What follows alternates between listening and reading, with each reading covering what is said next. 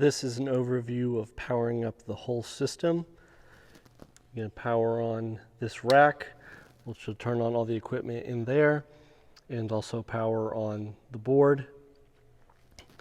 Then you have your sequence on for turning on the amplifiers.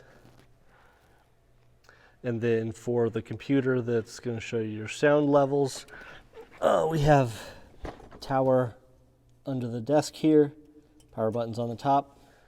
Then over your video switcher computer, this one should power on automatically on a time schedule, but power button for that, if necessary, is back here. And then on the preview monitor, you can feel around the back. There's a power button there. Projector, you got your on button. If you turn the projector on using the normal on button and it powers up, but then the lamps never come on, you'll notice a black screen and you'll think you're not sending video. But then if you pay attention, you can actually see the bulbs lit through here. If those are still black after you've powered on the projector, there is a master power switch under this tape. Just pull the tape off, turn that master power off, and then turn it back on, and then the lamps should light. Pro Presenter computer, power button on the back left-hand side. Lighting computer, power button on the top of it. And then for the live stream, same thing, iMac, power buttons on the back left-hand corner. Logging into the iLive, you're going to press the radio button to select Community Church. Tap on the password box. Sunday, all lowercase. And log in. Then you'll want to look at your under the clock, not the current user, but the last show recalled. If GCA has been in between the last time we were here, it'll say GCA, so you need to recall the show. So you go to Utility, and you're going to go to your Show Manager. Select your user shows. If the folder is closed, you select the folder and hit the plus symbol to open it up. Then ComChurch 2022, and then you're going to recall the show, and that'll take a minute to process.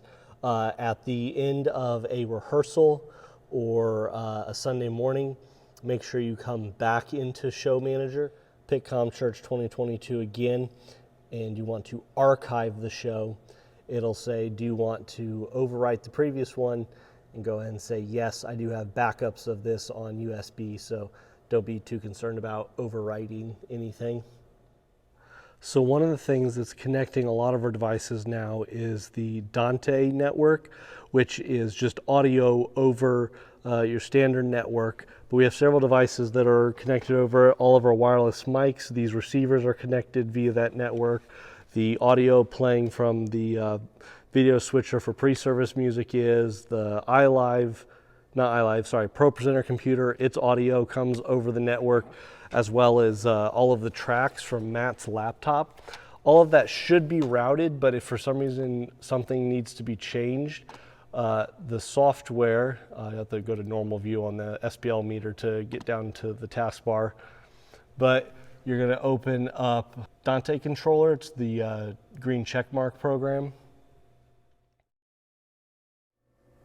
So in Dante Controller, you'll see all of the devices that can transmit audio and also all the devices that can receive audio. So in your transmitters, you're going to see things like Matt's laptop, which is named November. You're going to see both of the wireless mic receivers, video switcher computer where your playback or your Spotify music comes from, and then the iLive itself is here. And then on receivers, very similar items, except you'll see all of these Avio devices. Those are what get the audio to the in-ear monitors.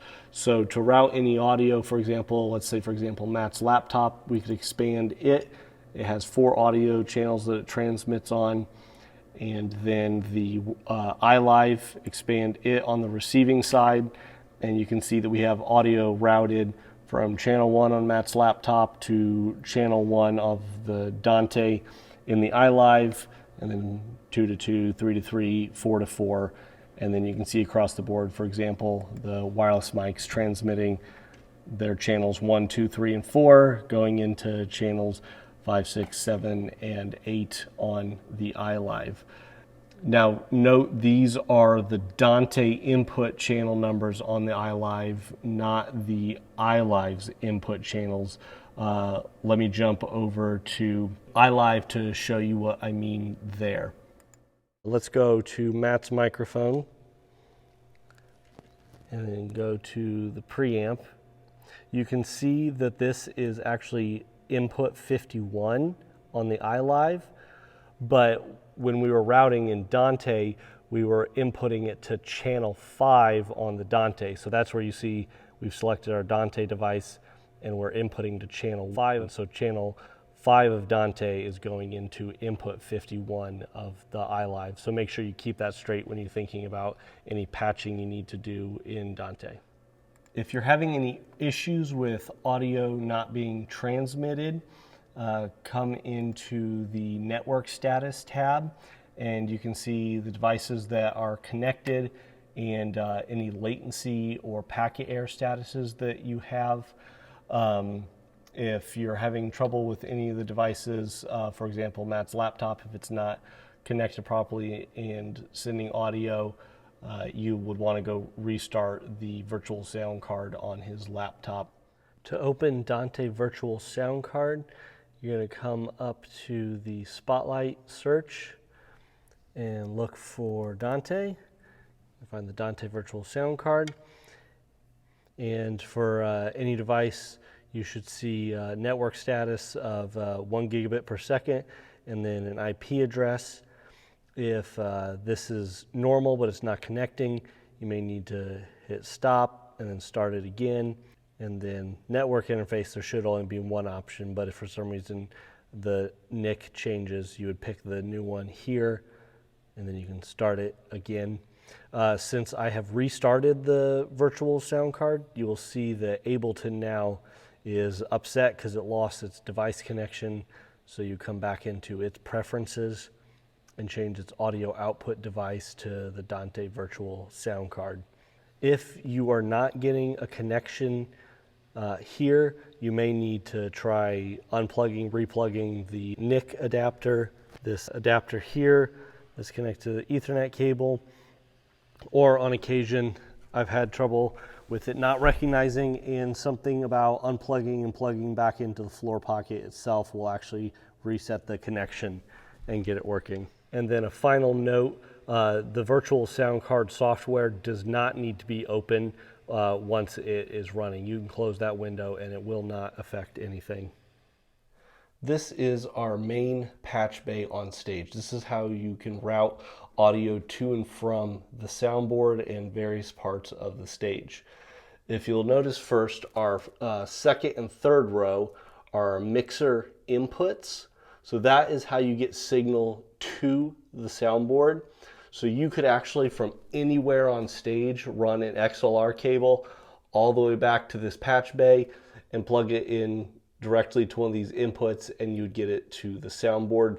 And then the same for this row right here, which is our mixer outputs. That is where audio comes out of the soundboard, and you could take audio from these outputs and run it to anywhere on the stage with a really long XLR cord. Now, to make things simpler, so we're not running long cords everywhere, we have a couple stage pockets and then some sub snakes that get us audio from various places on the stage to here. So the two pockets that are on the stage and then one that is down at the bottom of the stairs where the organ used to be, hence the label organ, but that's not true anymore. It's just off stage left down on the steps. You'll see 15 and 16. But anyway, all of those are permanently wired here, 1 through 16. So anything you plug into those on the stage, you just need to patch them from those pockets into the inputs of the mixer. So to do that, if I were to plug something, for example, into number 3 here, I would come up, I would grab the pigtail that's labeled stage 3, plug it into number 3, and then I would plug it to whatever input I would need on the mixer. If you're not plugging it into a floor pocket, but instead of one of the 4 sub-snakes we have, those are our drum sub-snake. That is patched in our drum cage. Each one of those is labeled. We're using currently 1 through 7. It's a little bit odd in that 7's at the beginning, but then the rest of them are 1, 2, 3, 4, 5, 6. And then there's more of that, but that's all we're currently using. So this sub-snake is coming from the drums and then plugged into our A1 through A7 inputs on the mixer. That's our first sub-snake, and then we have 3 other sub-snakes that are out on the stage. They are in groups of 3 inputs and 3 returns. And those I've labeled starting at number 17 to correspond with the fact that we go up to 16 on our permanent patches through the floor pockets. And then their returns start at A and then go through whatever that letter would go up through. So for example, one of those sub-snakes is over here on stage left. It's one of the Whirlwind Mini 6s. So for example, you can see this one is labeled 23 through 25, and then the returns are G, H, and I. So let's say, for example, we have here our bass guitar is plugged into 23. You would come back here to the patch bay, find that a set of fans that corresponds to, there we go, number 23. So I know bass guitar is in 23, and then I would find whatever the appropriate input is and plug that into our mixer inputs. To help know what inputs to use, I have printed a cheat sheet that tells us what inputs we commonly use on the soundboard. So you can see that A1 through 7, all of the drum inputs, and then starting in the B's, you'll see our guitars and then our keyboard. So for example, that bass guitar, we can see traditionally goes into B1. So I would grab 23 and then find B1. And now bass guitar is patched into the mixer. If that cheat sheet were not there by the patch bay and you needed to know where to plug in an input, let's, for example, continue with the bass guitar. You can come over to the bass guitar, select it, then come up to your preamp, and you would see the mix rack and then the corresponding B and 1. And you would know that you need to plug in the connection for the bass guitar into B1 in the patch bay. For any Dante that we need to run on stage, we're going to use one of these Cat 5 connections. So we have 2 different sections of it. This bottom row here, this is all just connected directly to a network switch. And so if you plug into them, you'll get a network connection for Dante. The row right above that, you'll see labeled booth 1, booth 2, etc. Those are a set of Ethernet cables that run up to the sound booth and have corresponding labels up there of stage 1, stage 2, etc. They may or may not be plugged into the network. So for example, booth 8 right here is actually not network. I have it patched as a loop through for our lighting control. But if you do need network for more Dante devices, you can go up to the booth, find the appropriate Ethernet cable and plug it in, and then you'll have network on that connection down here. The network switch for Dante is down here, at least the one in the booth.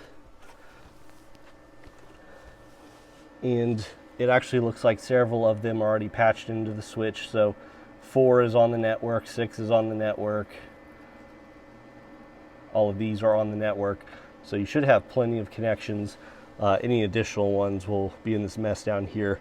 Sorry, it is not clean yet. All of the in-ear monitors are actually routed through Dante using these Avio adapters. So for example, this is in-ear monitor I. Dante has this pre-routed so that no matter where you plug in this Dante adapter to the network, it'll automatically patch to in-ear monitor I. So you don't have to figure out where to plug it in, just get a network cable plugged into the network and it'll patch itself. Same thing, like this is in-ear monitor H. It has its own Avio adapter on the back of it. You plug that into the network and it'll automatically route itself based on Dante Controller.